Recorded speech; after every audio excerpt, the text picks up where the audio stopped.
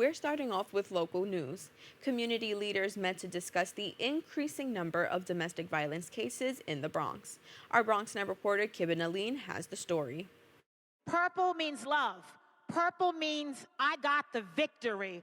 Purple means that I am not a victim, but I am a victor of my circumstance. Gathering at Bronx Borough Hall, community members wore purple to support Domestic Violence Awareness Month. Bronx Borough President Vanessa L. Gibson and elected leaders discussed the growing epidemic of domestic violence plaguing the Bronx. The Bronx has some of the highest numbers of domestic violence incidents and homicides in our county. And so I want all of you to think about the families we serve. The Violence Intervention Program is one of many organizations committed to ending DV in New York City. Now serving communities of all backgrounds, VIP initially focused on providing resources for Latinas who found it hard to end the cycle of violence due to language barriers. One of the biggest issues that we've seen with clients getting help, especially from the government or like law enforcement, is that if there's not a translator there and they don't speak English, a lot of things can get misconstrued. Hoping to mitigate this issue, VIP provides several resources and a hotline where those affected by DV can call in for assistance. We provide resources like financial counseling, housing counseling, and with the hotline, honestly, aside from it just being the first step to enter our program, we hope it's just providing some hope that survivors know they're not alone. VP Gibson ensures Domestic Violence Awareness Month remains an ongoing effort with their 31 Days of Action plan, all aimed towards breaking the silence attached to domestic violence. I thank you all for joining us as we launch our month-long activism against domestic violence awareness campaign.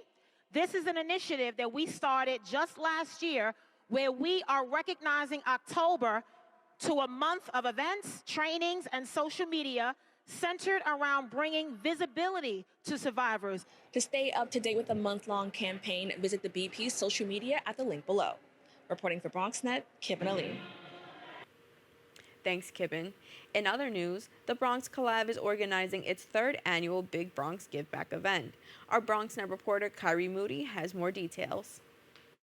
It's back to school season, and the Bronx Collab is making sure our children have a successful school year by hosting their annual Big BX Give Back. Today, we're at our third annual Big BX Give Back.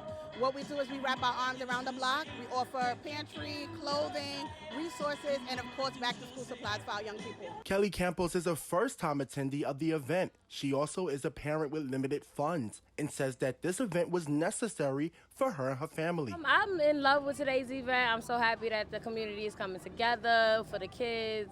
This is something great. I am, right now doing not too well financially, so this is great help for me and my family. And I'm just happy to be here.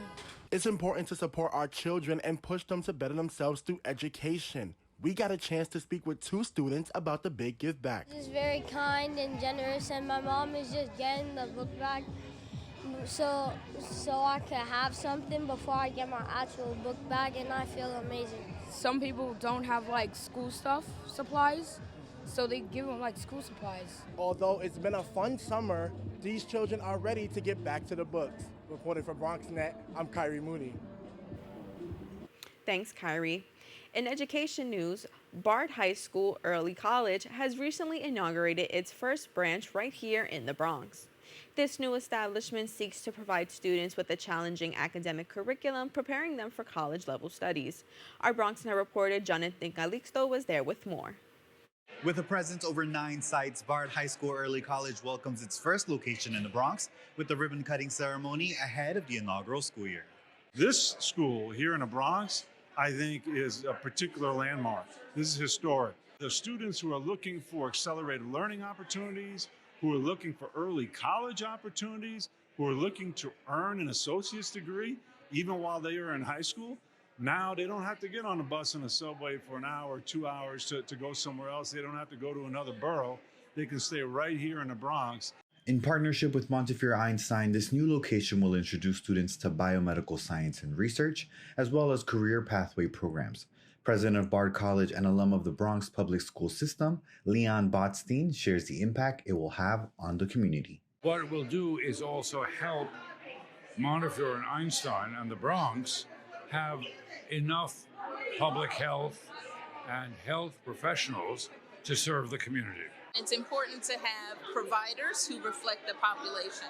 As a Senior Associate Dean for Diversity and Inclusion at Albert Einstein College of Medicine, Dr. Lynn Holden is excited to see students turn into future leaders, potentially of health and science. Those who reflect the population have a different understanding of the culture of the people that we're serving. For the inaugural principal, Siska Brutsart, stepping into this role is a natural evolution from her long history in education. I was a full-time teacher for 5 years, and then I moved into to become part of the administrative team at Bard High School Early College Manhattan, where I was for 10 years, for a total of 15 years. And so it's been a dream, and just actually amazing that this is finally happening. For incoming 9th grade student Kevin Mendoza, being accepted into Bard meant he could avoid long commutes to a school in Queens. It would take me about 45 minutes to an hour to get there, but I heard that they were opening a Bard in the Bronx, and I decided to apply. It was about 15 minutes away, and it would arguably be a better school than the Catholic school in Queens. 125 students from 9th and 11th grade will be welcomed on September 7th as part of the first class of Bard High School Early College. Reporting for BronxNet, Jonathan Calixto.